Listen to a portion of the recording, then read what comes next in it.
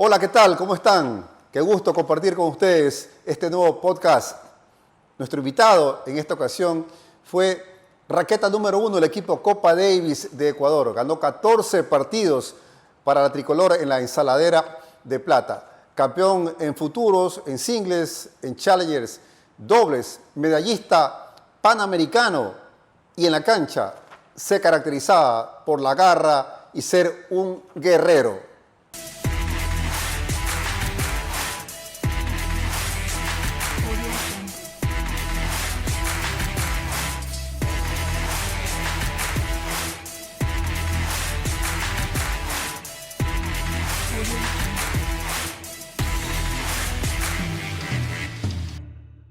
Nuestro invitado en este nuevo podcast es Julio César Camposano, tenista a quien vimos surgir prácticamente desde juveniles hasta profesionales y su retiro. Vamos a charlar con él. ¿Qué tal, Julio? ¿Cómo estás? No, gracias, Kenny. La verdad que muy contento de poder hacer este podcast contigo, de poder un poco conversar de mi carrera y un poco tratar de recordar buenos momentos de esa etapa de mi vida. Claro que sí.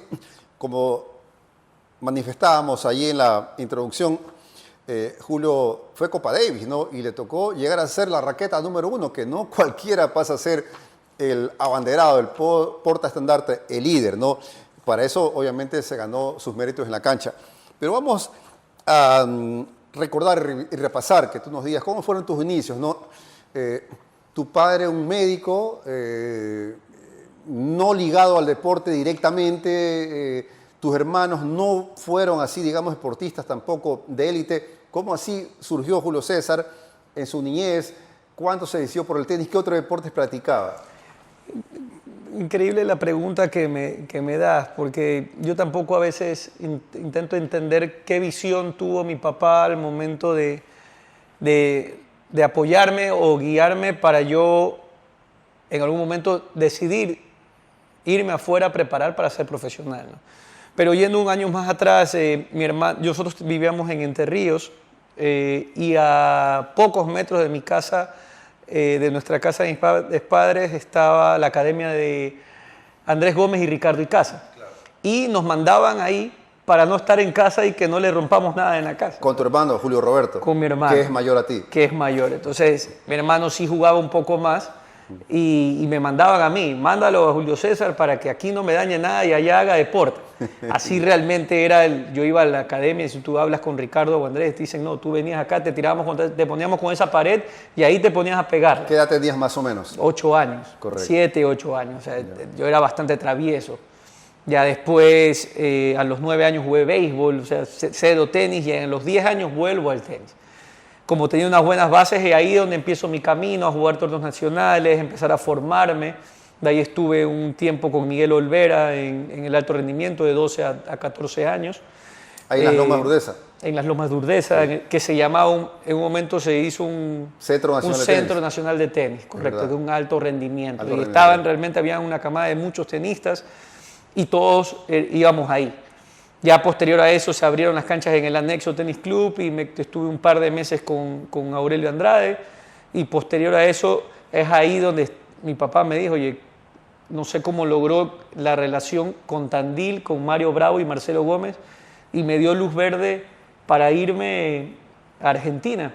Y yo me fui a Argentina con... ¿Qué edad tenías? 14 años y 7 meses. O sea, con 14 años... ¿Ya fuiste a ver cómo era el ambiente y la movida argentina? Claro, o sea, yo no, me imagino que mi papá me vio tantas ganas, tanta convicción, pero el hecho que me haya mandado, obviamente son otras épocas, pero realmente el momento que llegué a Argentina fue el momento que yo siento que ahí mi tenis cambió. Es un cambio desde que llego allá hasta donde pude llegar, ¿no? Para mí mi carrera inició desde ahí, desde estar lejos, desde los 14 años, se puede decir. Ya. ¿Y el sponsor era tu papá? Correcto, ahí mi papá hizo todo el mayor esfuerzo, o sea, como te digo, o sea, allá yo vivía en una pensión, vivía con estudiantes, me iba en bicicleta a entrenar, o sea, realmente sacrificado, pero tanta eran mis ganas y mi pasión que yo allá estaba feliz. Pero allá, por ejemplo, eras menor de edad. Entonces, ¿cómo hacías tú para...? Es que vivía en Tandil, y Tandil ahora es una ciudad más grande. Antes era una muy, muy pequeña. Entonces yo tenía que andar 8 o 9 cuadras en bicicleta para llegar al club. Ya. Entonces, por más que uno sí era joven, sí era un poco... No era tan peligroso andar en bicicleta hasta allá. Realmente ni pienso cómo lo hacía, pero realmente me iba en bicicleta a entrenar. Y Marcelo Gómez, me imagino, poco a poco te fue apadrinando, te fue ahí tomando cariño, protección, me imagino, ¿no? Exactamente. Apenas yo llegué, lo primero que ellos fue entrenador, preparador físico, psicólogo. Tenía un equipo total para mí. Eso sí, allá iba a entrenar tenis. Estuve 3 meses, y que eran las vacaciones de enero, febrero, marzo, y ya en marzo que volví acá, yo ya jugué nacionales y marqué una diferencia enorme en mi primer año de 16. Se puede ¿Quiénes decir, eran tu 15. generación, recuérdanos, de competías en los nacionales? En mi generación estaba Lorenzo Cava, que él jugó muy bien junior, también estuvo top 10 en COSAT, pero no jugó profesional. Y ya de ahí había gente mayor que jugaba muy bien. O sea, estaba Andrés Osorio, estaba Manuel Encalada, que eran número 1 en las categorías superiores a mí, pero yo soy un año mayor. Estaba Julio Luzuriaga, o sea, había gente que eran muy buenos. Para mí, buen nivel, claro que buen sí. nivel. Entonces, yo ese año fui número 1 de Ecuador con 15 años, cuando ellos deberían haber sido los número 1. Entonces, yo sí, desde ahí cambié. Y ya a los 16 años yo ya no volví a jugar torneos acá, muy poco, sino que ya me dediqué básicamente a lo que quería. Correcto. ¿Y cómo hacías con la escuela, con el colegio ahí? ¿Cómo llevabas esas dos responsabilidades, el entrenamiento y el colegio? Buena pregunta, porque a veces, cuando me fui a los 14 años, me fui a los 3 meses de vacaciones, de ahí cuando ya cumplí 15, fue mi último año en colegio, mis últimos 2 años, que fue quinto y sexto curso, yo ya lo tuve que hacer a distancia, Okay. Se puede decir. O sea, no había un colegio en ese momento que apoyaba a deportistas, yo ya no podía estar en el colegio que estaba porque era imposible, ya me fui, me dediqué y ya no podía ni estudiar a distancia. Entonces me cambié a esa modalidad y por ende ahí terminé, era lo que se podía adaptar a lo que yo quería en ese momento. ¿Y tu crecimiento, a qué tenistas ecuatorianos admirabas, seguías? Porque imagino que tú, con la pasión que entrenabas y jugabas, a la par también seguías el tenis. Como tú dices, o sea, yo tuve mucha suerte también, una fortuna de haber tenido referentes importantes como Andrés y Nico. Nico está en su mejor momento ahí. Nico estaba en su mejor momento, veníamos de Andrés Gómez, entonces por eso habían tantos tenistas a nivel nacional. Y era una motivación para ustedes, imagino, por supuesto, ¿no? El espejo ahí. Y no solo eso, sino que tú soñabas con ser Copa Davis y estar con ellos en el equipo. Realmente las metas cercanas que uno veía cuando era juvenil, yo quiero jugar Copa Davis, quiero jugar con ellos, quiero estar con ellos, quiero compartir con ellos. Y realmente eso se vuelve una motivación. O sea, pero sí, sin duda ellos fueron unos grandes referentes para mí en lo personal, que mi carrera se dio también por ellos, ¿no?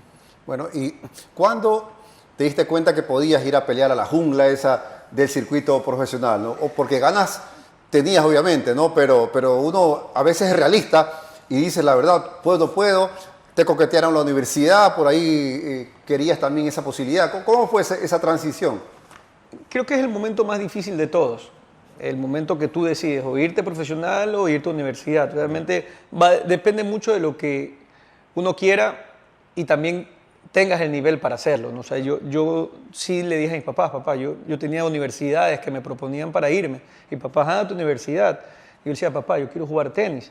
Y sí tenía a los entrenadores argentinos que le decían, él puede ser profesional y puede jugar muy bien al tenis. O sea, no era una ilusión de, ¿sabes qué? Manda a lo mejor a la universidad porque él no tiene el nivel. O sea, claro. Aparte, o sea, entonces eso ayudó para que mi papá diga, ok, yo te voy a apoyar, pero yo te voy a apoyar en lo que yo te pueda dar. Ya de ahí tú tienes que autosustentarte hasta que tengas resultados y puedas mantenerte. Realmente fue muy duro, esa transición es muy dura, que al día de hoy muy pocos la quieren hacer, ¿no? Especialmente en estos países que no tenemos los recursos como en otros países que te pueden dar y te llegas a hoteles. Digamos, yo me acuerdo que yo me iba pagaba mi pasaje, me iba solo a un torneo, jugaba la quali de un Future, en esa época eran satélites, y me tenía que autosustentar y lo que ganaba esa semana me ayudaba para la siguiente y así, o sea, era bastante difícil en esos momentos, ¿no? Claro, y como en algún momento también mencionó Diego Hidalgo, cuando entró después de la universidad al tour profesional, prácticamente llegó ahí a pelear con una piedra o con una flecha, más o menos. O sea, vas en desventaja. ¿Por qué? Porque los sudamericanos, conseguir un equipo técnico para viajar, o sea, sin sponsors, eso es muy complicado, ¿no? Es complicado y al mismo tiempo hace que todo sea un poco más lento, se puede decir. Digamos, si yo hubiera tenido 16, digamos que en Estados Unidos o Ecuador te hubiera tenido esos recursos, me hubieran tal vez apoyado más, hubiera tenido más entrenadores, hubiera tenido un equipo más fortalecido, yo hubiera viajado con entrenadores desde los 17 años. ¿Quién sabe si mis resultados hubieran cambiado al no preocuparme por el dinero, sino por preocuparme a jugar únicamente tenis? ¿Recuerdas cuál fue tu primer torneo que ganaste en Futuro? La verdad que creo que en Venezuela, si no me equivoco. Creo que en Caracas fue mi primer torneo. ¿Qué sentiste ahí cuando después de tantas cosas, ¿no?, alzas el trofeo de singles, ¿no? Me imagino que fue un momento que te hizo sentir con más confianza, no sé. Es más, esa foto del primer trofeo que gané fue en una revista tuya que tú me pusiste, que salgo con mi primer Future. O sea, realmente el primer paso fue ganar mi primer punto ATP. O sea, ya eso fue el primer sueño, porque acuérdate que antes tener un primer punto ATP era complicado. Vamos, decíamos. Y ya después, obviamente, vino la progresión y ganar tu primer torneo, tremenda satisfacción. O sea, fue algo mágico, o sea, por lo que uno se había preparado desde pequeño, ¿no? Recuerdo cuando Julio César fue llamado al equipo Copa Davis como quinto jugador. ¿Qué quiere decir? En esa época solamente se permitían 4 tenistas en el equipo oficialmente, pero Julio fue llamado como quinto jugador para acompañar, para entrenar, etcétera, etcétera, y fue en la serie en México, en León. Y nos tocó compartir habitación porque fui a hacer la cobertura y ahí, Julio César, empezaste a descubrir el mundo de la Copa Davis. No eras el integrante oficial, pero estuviste allí, conociste a Nico ya más de cerca, a Giovanni, al Flaco, Viver, todo eso, ¿no? ¿Qué recuerdas de esa serie en México? Que fue tu primera, ¿no? Increíble que te acuerdes, porque yo la tengo también así marcada y fue mi primera Copa Davis. Y compartimos contigo y Tyron la habitación y yo me recuerdo contigo que tú llegabas todas las mañanas con todos los periódicos habidos y por haber y te ponías a ver todas las notas. O sea, realmente lo tengo en mi mente, o sea, éramos los 3 y desde ahí para mí empezó, o sea, el amor por el Ecuador, el amor por la familia del tenis. O sea, se puede decir que yo desde ahí he podido construir una relación con todo, se puede decir. Mira, contigo, con Tyron y con todo el equipo el día de hoy es realmente una relación muy cercana. O sea, para mí la Copa Davis siempre ha sido una familia y desde ahí el equipo me abrió las puertas desde el inicio a un cariño y desde ahí, gracias a Dios, me pude mantener por muchos años. ¿Qué recuerdas en tu primera o tus primeras experiencias en Copa Davis de Nico Lapentti, que era el líder, ¿no? ¿Qué recuerdas de él? Porque los juniors que entran allí, los chicos, ven a los referentes y se quedan admirados por alguna u otra razón o algún otro procedimiento que hacen. ¿Qué recuerdas? O sea, recordar de ellos de Copa Davis y de Giovanni también, porque Giovanni en ese momento estaba número 2 y estaba a 110 del mundo. O sea, era increíble estar cerca de ellos. O sea, lo que más te llevas era el ejemplo, especialmente de Nico en el momento de representar el país, la entrega, la humildad. Entonces, uno siempre intenta agarrar lo mejor, especialmente de sus ídolos, y tratar de escuchar y aprender. Y esas guías sí ayudan muchísimo para el camino que uno está haciendo, se puede decir, ¿no? Pero Nico y Jova hicieron mucho también por el país, ¿no? Claro. En 2007 ganas tu primer partido en Copa Davis contra Antillas Holandesas, ¿no? Fue tu primero de los 14 que ganaste. Ganaste 3 en singles, o sea, tuviste un buen promedio, buen average en partidos de singles, ¿no? También muy especial, imagino, ¿no? Ese triunfo, ese primer punto ganado para Copa Davis, que me imagino que es una mochila que te sacas también, ¿no? Ganar. Claro, y y el primer, como tú dices, era la espera de mi primer partido, la espera de debutar, de ganar. O sea, sí, yo siento que mi mejor tenis lo saqué representando al país, no solo en Copa Davis, también tú lo puedes ver en las medallitas panamericanos en Guadalajara. Yo no sé qué tenía, o sea, que mi tenis cambiaba, ¿no? O sea, yo siento que yo era otro jugador, puede ser la compañía de Raúl, puede ser la responsabilidad, tal vez que el cuerpo y la mente lo afrontaba distinto. Quién sabe, pero yo cuando representé al país pude sacar el nivel que yo siempre quise mantener regular todo el año. A algunos tenistas les pesa ponerse la camiseta de su país en Copa Davis. No solo hablo de Ecuador, sino a nivel mundial, ¿no? Pero entre las cosas que se caracterizan a Julio César, que como les decía, lo vi nacer tenísticamente y transmití muchos partidos y acompañé a muchas series también fuera del país, una de sus características era la garra, era la lucha, el guerrero, the warrior, ¿no? ¿Por qué salía eso? ¿Tú no te asustabas cuando veías un estadio lleno y la gente ahí tensa, ¿no? ¿Por qué salía eso en Julio César?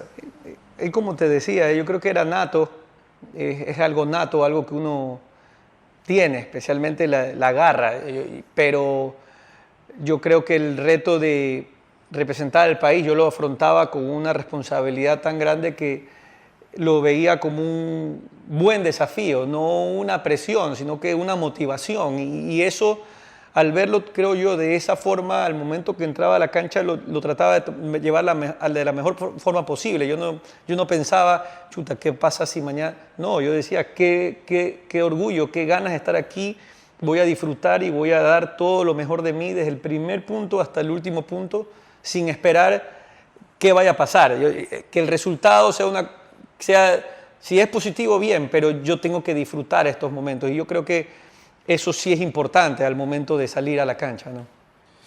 Si ustedes no conocen, se los recuerdo. Y eso está plasmado en el libro Hazañas y Leyendas del Tenis Ecuatoriano, en la sección Copa Davis, la serie Ecuador-República Dominicana. Este señor aquí jugó un partido de 4 horas 26 minutos. Así es, hasta en eso era un pichón de Nicola Penti en cuanto a partidos largos, ¿no? A partidos de garra, ¿no? Contra Víctor Estrella Burgos en el Tenis Club del Centro, ¿no? 4 horas 26 ese partido, 5 sets. Sí, Víctor realmente era un duro de matar, especialmente en Copa Davis. Sí. O sea, se enfrentaron ahí dos jugadores. Y siempre hablábamos cuando juguemos, y él, si tú ves el récord de Copa Davis, él perdió muy pocos partidos de Copa Davis, pero cuando jugaba como Copa Davis, como te decía, ahí sacamos ese instinto de natural, de garra, que lo hacía de esa forma, digamos, con él nos matamos. 4 horas, 26 minutos. ¿Cómo llegaste al último set ahí? Cuando fueran quinto set, ¿qué pensabas tú allí? ¿Me lo llevo? ¿O estabas muerto, ya las piernas no te respondían? Estábamos todos cansados, y es más, mi preparación en ese momento fue superior a la de él, porque cuando llegamos al quinto set, a partir del 1 iguales o 2-1, él empezó ya a sentir calambres, y él aflojó mucho por físico, digamos, él ya no pudo dar más, y yo en ese momento que tuve el punto de inflexión, cuando vi que está caído, dije, ahora es el momento, y eso te da como otro aire, ¿no? Pero sí, un partido histórico, es más, fue súper especial ese partido, aparte de local, con tu gente, la adrenalina. O sea, ese es uno de los partidos más largos que tengo en mi mente, especiales, y también tengo el otro especial que jugué contra Garín, que gané 9-7 el quinto set. En Manta, claro. Es casi igual, y allá en el calor, y Garín también estaba top 100, no sé qué ranking estaba súper metido, y le gané 9-7 el quinto. Ese también partido fue una locura, ese fue previo al repechaje de Grupo Mundial que jugamos contra Suiza. Entonces, realmente pude vivir lindos momentos siendo, como tú dices, liderando el equipo, que era mucha responsabilidad. Entonces son muy lindos recuerdos, como te digo, en la Copa Davis. ¿Qué se siente ser la raqueta 1? ¿Es un número nada más o realmente hay que ser ejemplo, hay que, no sé, pues hay que ser líder? ¿Cómo lo tomaste cuando fuiste la raqueta 1 del equipo Copa Davis? Yo creo que el número uno tiene que ser líder. Es como un capitán de un equipo de fútbol.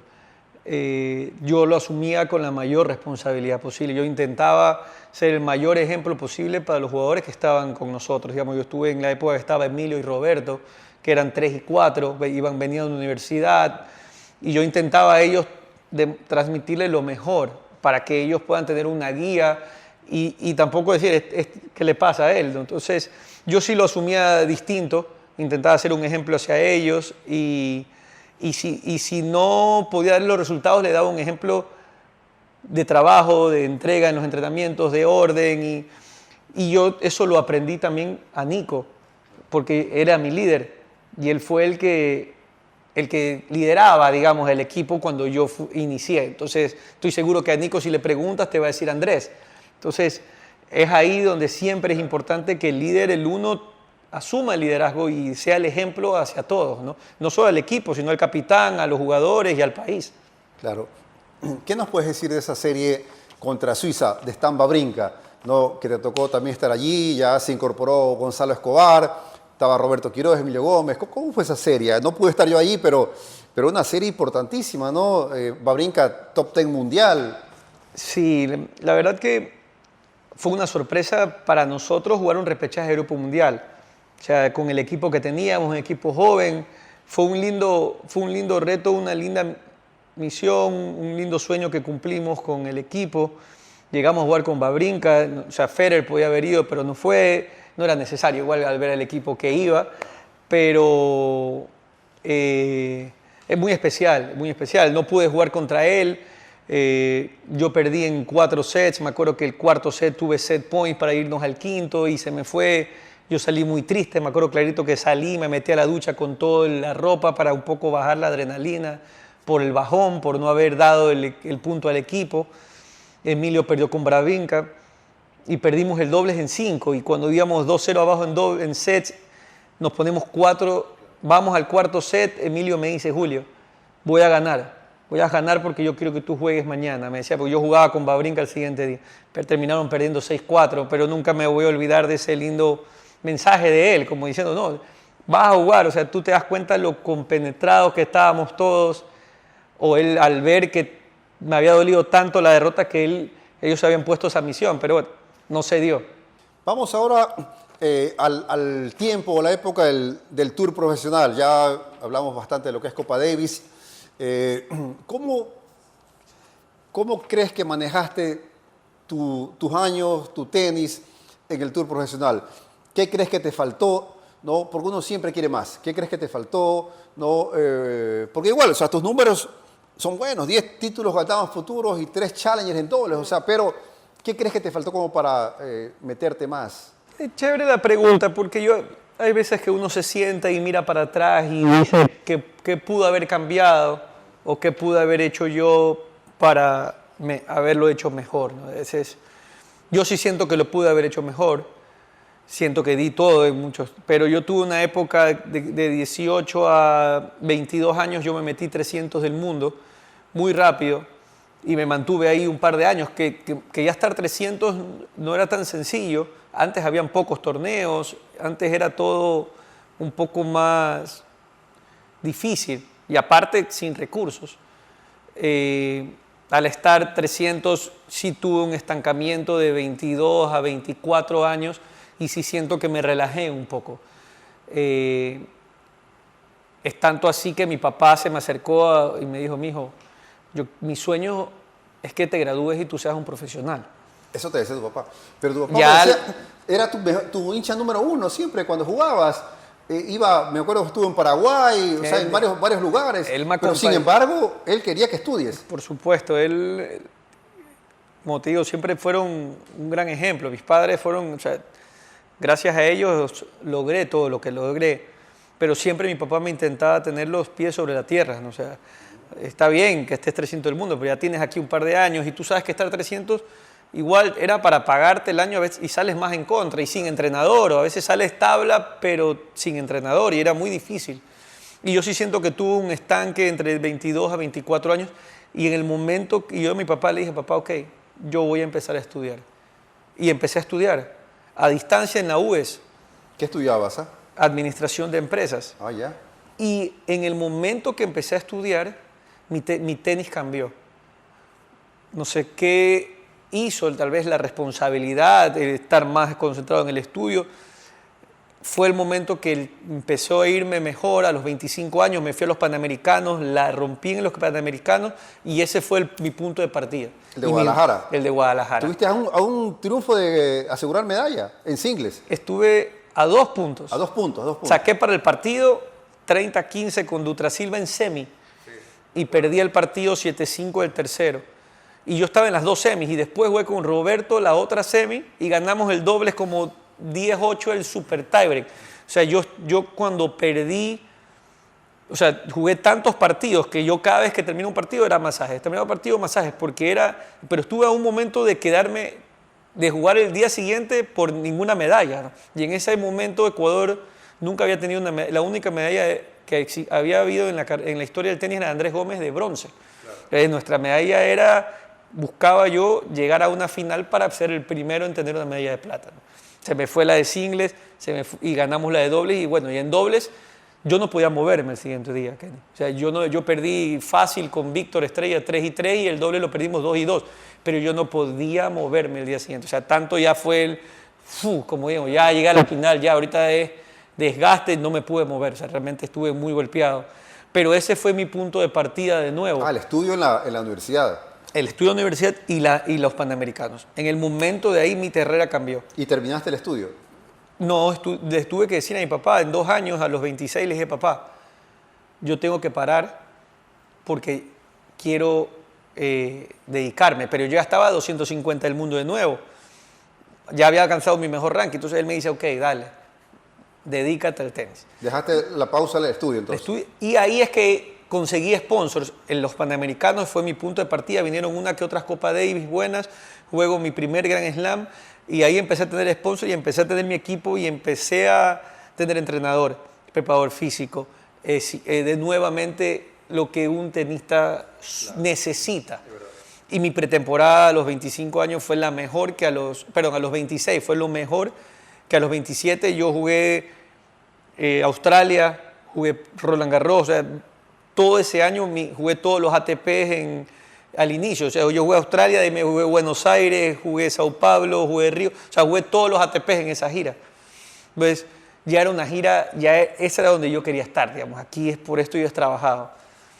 Y ya después, por eso te digo, yo sí creo que ahí, si yo lo hubiera tenido a los 22 años o a los 20 años y me hubiera sostenido, lo hubiera podido sostener 4 o 5 años, yo sí creo que hubiera podido conseguir mi sueño, que era estar top 100 y después top 50. ¿no? Claro, llegaste a estar 197, fue el mejor ranking de Julio César, con eso jugó las qualis de los Grand Slam, como lo estaba mencionando, pero te retiré hasta los 28 años de edad. Ya vamos a ir a ese tema, ¿no? De los 28 años de edad. Se retiró joven, cuando vemos jugadores que a los 35 todavía están dándole, 34, y conociéndolo Julio César, que siempre fue profesional, disciplinado, ¿no? Ya nos va a contar la razón de su retiro tan joven. Pero los Challengers, te ganaste 3 Challengers y 2 de Guayaquil, con Emilio Gómez y con Roberto Quirós, ¿no? Eso también me imagino tiene un sabor especial, ¿no? Ganar en casa, el torneo más importante en Guayaquil y que se mantiene ya 21 años, ¿ah? Sí, como tú dices, jugar en casa a mí me hacía bien, me gustaba jugar. Y la historia de Emilio y de Roberto es muy linda porque Emilio tenía 17 años y es lo que tú decías del líder. Yo tenía 22 años. Te llevas bien con Emilio, ¿no? Me llevo muy bien, tengo una relación muy, muy cercana. Recuerdo cuando Emilio estaba en su top también, tú siempre lo felicitabas, le mandabas mensajes. Sí. O sea, te retiraste, pero tuvieron una muy buena relación hasta ahora, ¿no? Y siempre tuvimos una buena relación, podíamos ser rivales porque jugamos muchísimas veces en muchos torneos, pero cuando la amistad es natural, es especial, no hay rivalidad que pueda contra eso. O sea,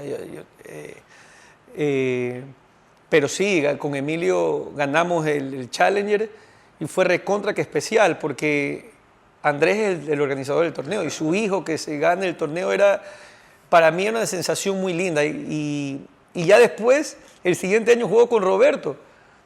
y lo ganamos también. Entonces fue histórico y sé que y ganar 2 Challengers de local, hay 2 bicampeones. Nico ganó en singles y los únicos bicampeones soy yo en dobles. Claro. Entonces sí hay ese sabor especial de tener, aunque sea un gran recuerdo aquí en el Challenger de Guayaquil. ¿Qué partidos los tienes en el top, no, de los que más recuerdas, que más saborcito dulce te dan, ¿no? que los puedas poner en tu ranking, ¿no? Hablamos el de Víctor Estrella, ¿no? Hablamos el de Garín, ¿no? ¿Qué otros partidos tú crees que...? Yo creo que mis partidos más especiales fueron que tuvieron una victoria importante, que marcaron algo especial, fueron estos de aquí, especialmente en Chile y Dominicana, que eran para series para ganar también. Como te digo, en Davis sí viví muchísimo, o sea, cerré muchas series, cerré la serie de Perú. Entonces, más allá del jugador con el que jugué, sí siento que eso fue muy especial, porque sí tuve muy buenas victorias, pero estas son las que más recuerdo, digamos. Por eso siempre cualquier cosa conmigo esté reteniendo la camiseta de Ecuador, ¿no? ¿Lloraste alguna vez en el camerino por alguna derrota, por alguna mala racha? Sí, lloré 2 veces. ¿Cuándo? Una en un Challenger de Bogotá de 125.000, un torneo muy importante, y fue justo en esta época que yo tenía 21, 22 años. Era uno de mis primeros Challengers después de jugar futuros. Yo perdí un partido ganando 6-3, 5-4, 40-0, sacando. Contra Damián Patriarca. Okay. Y era y hubiera sido mi primera victoria de Challenge, o sea, mi primer partido de un 125 afuera, o sea, hubiera sido algo muy especial. Yo me acuerdo que salí y lloré mucho en el camerino, llamé a mis papás, me acuerdo. O sea, me dolió mucho, que hasta el día de hoy me acuerdo. O sea, y la segunda vez que lloré fue contra Suiza, que perdí el partido, que me entré a la ducha y me bañé con ropa y lloré mucho por la derrota, se puede decir. Son los 2 partidos que yo sí siento que es lo que más me han dolido, se puede decir. Que el primero porque hubiera podido marcar un cambio en mi carrera por la cantidad de puntos que hubiera ganado. Era casi que ganar un futuro en ganar un 125 en un partido. Entonces hubiera cambiado muchísimo y no se dio. Y de ahí el de Copa Davis hubiera, repechaje de Grupo Mundial o 1-1 con la serie, hubiera sido tal vez algo distinto, ¿no?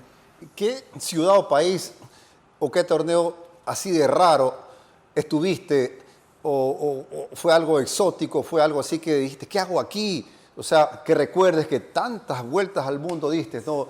Que de repente dijiste, ¿qué hago aquí? O sea... Te pasa mucho, o sea, Kenny, si yo te cuento las cosas que yo hice a los 17, 18 años, las adversidades que uno pasa en los inicios Te valías por ti solo prácticamente. Es muy duro, o sea, es muy duro estar jugando un futuro, tienes una gira de 3 torneos, de que te vaya bien para el siguiente torneo y si te va mejor y ganas, chuta, ya tengo para la siguiente gira, el hotel donde te quedas, compartir habitación siempre con otro jugador, o sea, hay muchas adversidades, es difícil. Por eso a veces la transición de nosotros sudamericanos es un poco más lenta, ¿no?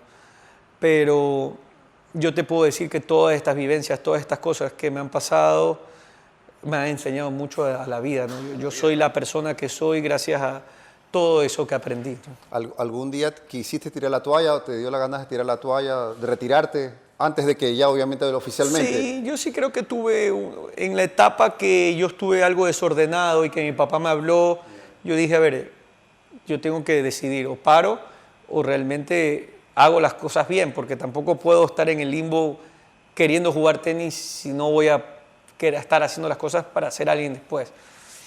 Pero sí, en los 22 años seguro se me pasó, yo estaba un poco desordenado, pero estoy contento que pude después volver a encontrar el rumbo, volver a hacer las cosas y hacerlas tan bien que estoy muy contento por la forma que cerré mi carrera, se puede decir. Julio César, tenías 27 años y de ahí, bueno, pues empezaste a jugar, o sea, empezaste la temporada, porque tu cumpleaños es en enero, pues no, prácticamente.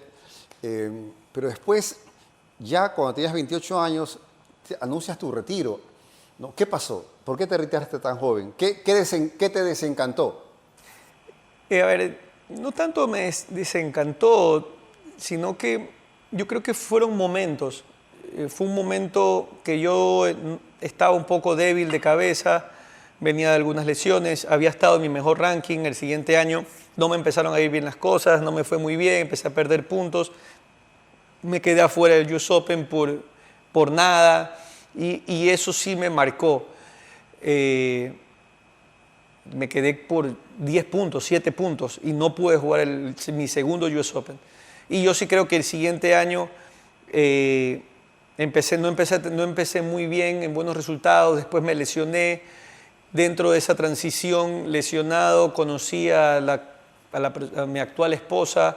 En esa lesión mi hermano me decía, algún día cuando te retires, mi sueño es hacer una compañía juntos para poder construir algo juntos y poder darle a nuestros padres todo lo que ellos nos han dado y darle algo bueno a largo plazo. Y eso a mí se me quedó adentro, que cuando ya se me juntó en irme a la pretemporada a mis 29 años, cuando iba a cumplir 29, ya en enero, en diciembre yo tuve que hacer la pretemporada, me voy a Argentina y le sigo metiendo, o aprovecho esta oportunidad de construir una compañía, de ser alguien ya, o sea, algo distinto. O sea, realmente era o esto o sigo. Pero yo sí tenía algo claro en mi vida, que yo el momento que me retire, yo quería dejar de viajar. Porque estuve muy lejos de mi familia desde los 14 años, ya tenía 28 años. Imagínate que me hubiera retirado a los 32, era toda una vida. Prácticamente 15 años ahí lejos, a ese ritmo. 15 hijos sin estar en Navidades, Años Nuevos, cumpleaños, Día de la Madre. O sea, todo eso tú te olvidas. Pero a medida que vas haciendo mayor, sí como que quieres retornar a tu nido, a tu hogar, y eso sí fue una de las decisiones que dije, ¿sabes qué? Quiero quedarme aquí. Y mi sueño, yo no quería ser entrenador, yo quería ser un empresario, y puedo ser un empresario ahorita, y tengo la mujer de mi vida. Dije, se me juntó todo, y yo fui un día donde mi hermano le dije, ¿te acuerdas lo que tú me habías propuesto? Sí, lo quiero. ¿Cómo? Quiero ser. ¿Y cuándo te vas a retirar? No, paro de jugar hoy. Pero seguro. Pues, o sea, tu hermano, mi hermano se sorprendió. Él se sorprendió total. A él le di una responsabilidad. Ok, esto ya es de verdad. Ahora sí, si yo a él le dije esto, tenemos que irnos con todo. Dicho y eso, mi primera sentada de oficina fue el 15 de enero. Y eso, yo me retiré en diciembre, le dije a la familia. El 15 de enero me senté en un escritorio, en un galpón que habíamos alquilado, y me puse a llorar. Y yo no entendía qué hacía ahí. O sea, ¿qué hago aquí? Veo los videos de todo el mundo entrenando en la gira, y yo, ¿qué hice?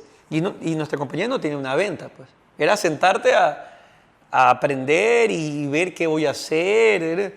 Entonces yo ahí hablé con Andrés y Raúl y les dije, como el 20 de enero, y los invité a cenar a mi casa. Y ahí les dije a ellos me decían, ¿qué haces, Julio? ¿Cómo te vas a retirar? Yo era 2 del país en ese momento. No voy a jugar más. Voy a hacer esto. Para todos fue un shock. Claro. Recuerdo que conversamos en el anexo. Esos últimos años, yo te ayudaba también en prensa, ¿no? Y nos reunimos en el anexo.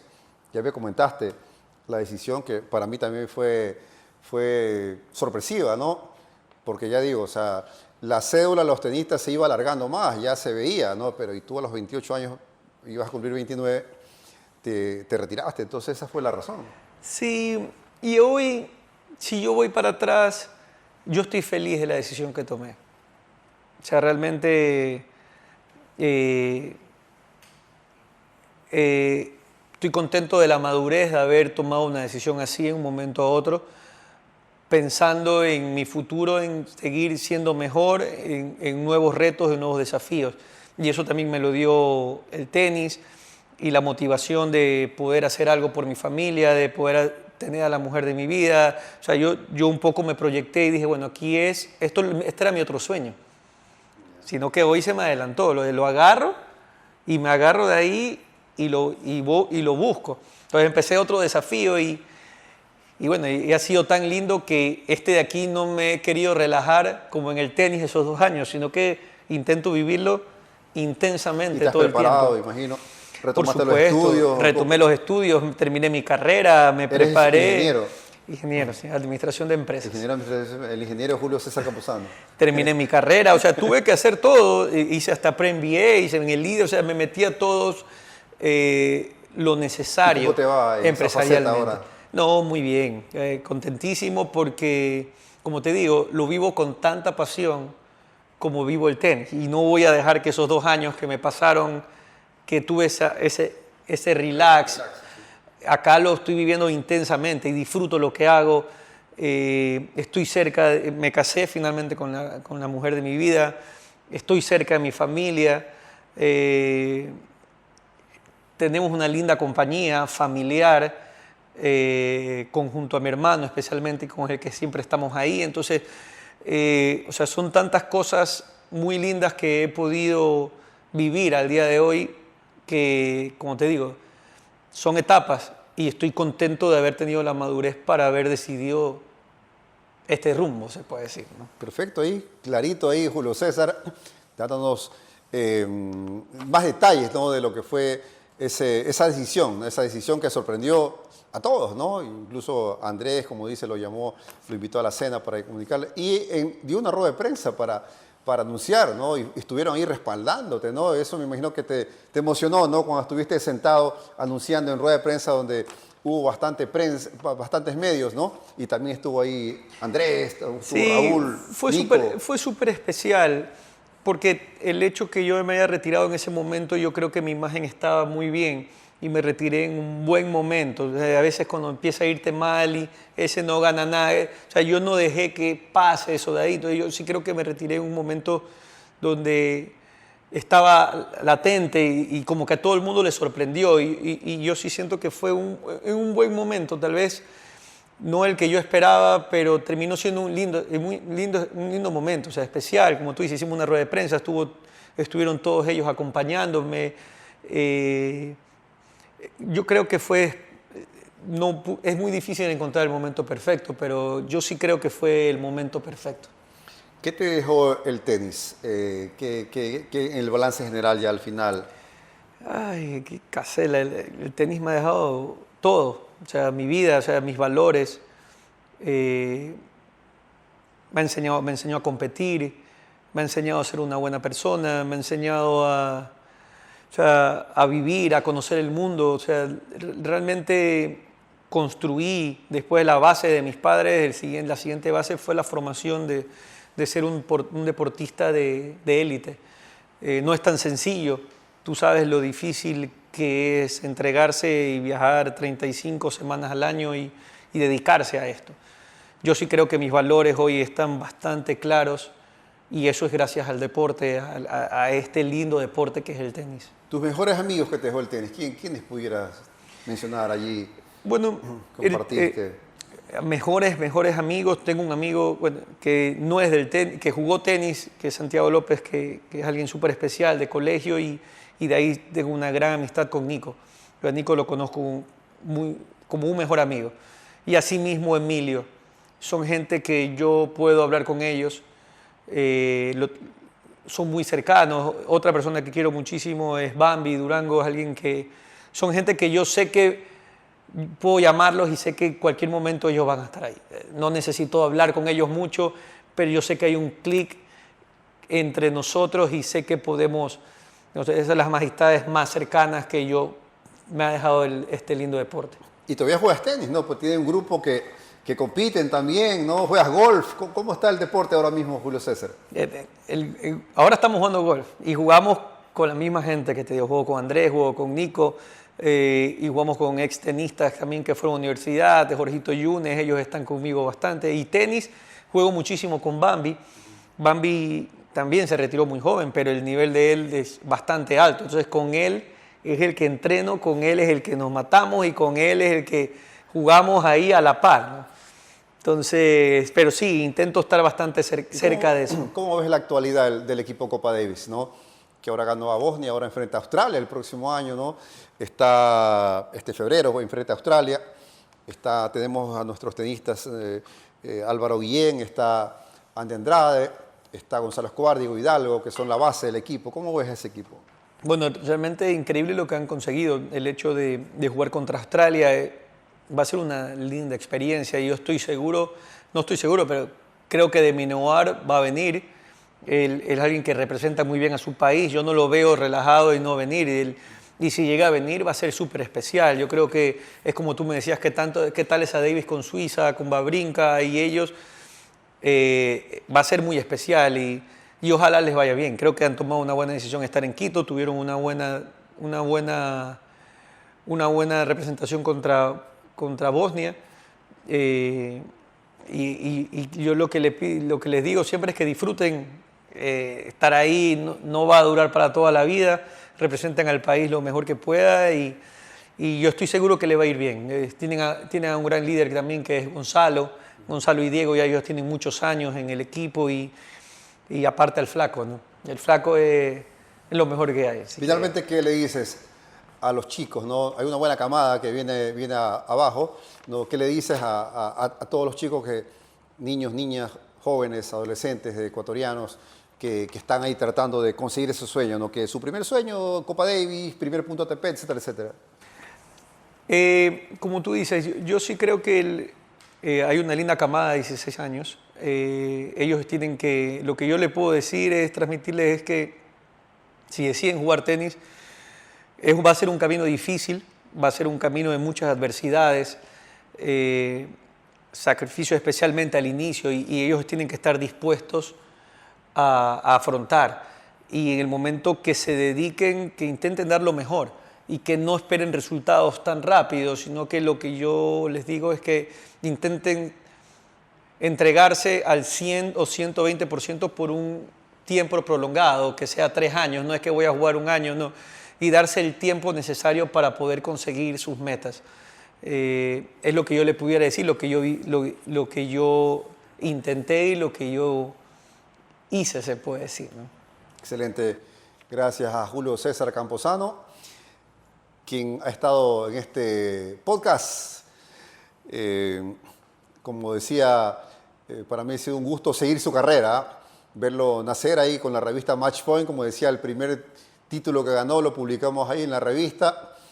Compartí con su primera Copa Davis allá en México y después, bueno, tantas series Copa Davis, tantos torneos jugados ahí y bueno, pues es uno de los referentes a seguir del tenis ecuatoriano sin ninguna duda. Gracias, Julio César, por este espacio. No, gracias a ti, Casel. La verdad que es muy lindo que poder recordar momentos, como tú dices, hasta contigo vivimos momentos desde que tengo 16 años, así que hay una relación muy larga y gracias como siempre por apoyar el tenis, por apoyar el deporte. Realmente muy poca gente sabe lo que tú haces a veces por hacer coberturas y nosotros como jugadores en su momento lo valoramos, no solo fuiste jefe de prensa de nosotros, pero sí valorábamos mucho y también lo que hacía Dino, que trabajabas con él y estaban siempre apoyándonos, yendo a Davis, solo por estar cerca y apoyarnos y apoyar al país. Realmente gracias y bueno, ya tendremos otra oportunidad para recordar.